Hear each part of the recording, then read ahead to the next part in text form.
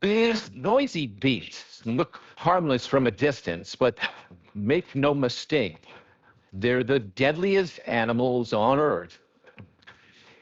Every year, mosquitoes kill nearly 1 million people worldwide, transmitting deadly diseases like malaria, dengue fever, and West Nile virus. Scientists like Nobel laureate Baruch Bloomberg estimate that mosquitoes might be responsible for killing half of the human beings that have ever lived. And guess what? With a population of over 100 trillion blood-sucking killers, they currently outnumber us by a force of 16,000 to 1. Today, we're going to show you how a buzzing swarm of death can move into your home, killing you in a matter of days, and how you can fight back. Step 1, count the bites.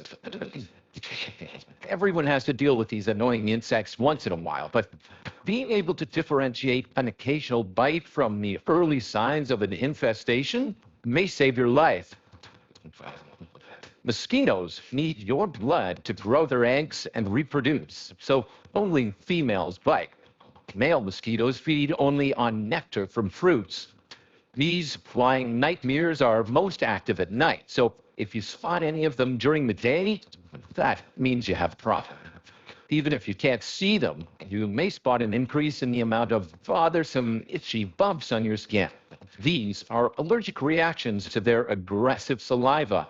It suppresses your immune system, preparing your body for the deadly diseases they carry. It takes about 10 bites for a mosquito to have a full blood meal, so if you have more than a few bites, it's time to act, my friend. Step 2, beware the water. Mosquitoes need stagnant water to lay their eggs, and they'll take advantage of any source they can find. Buckets, furniture, plant pots, anything humid and wet may be a good place to lay their eggs. Each female will lay around 500 eggs in her lifetime, so count your bites and do the math. You'll need to get rid of any stagnant water and clean those containers because mosquito eggs can survive dry conditions for months. Step 3, bring in the predators. Okay, if you've already eliminated standing water and your mosquito problems persist, it's likely coming from natural sources like marshes, ponds, and holes in trees.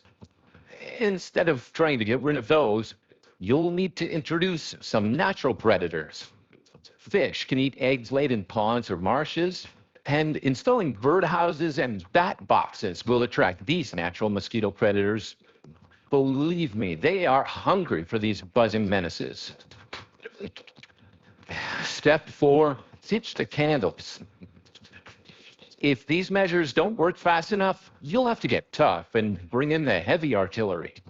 Mosquitoes find us thanks to the carbon dioxide we emit when we breathe, so diversion methods like placing fans or citronella candles around the house will confuse them and spare you a few bites, but if you've got a real infestation, candles won't do you much good. Calling the professionals.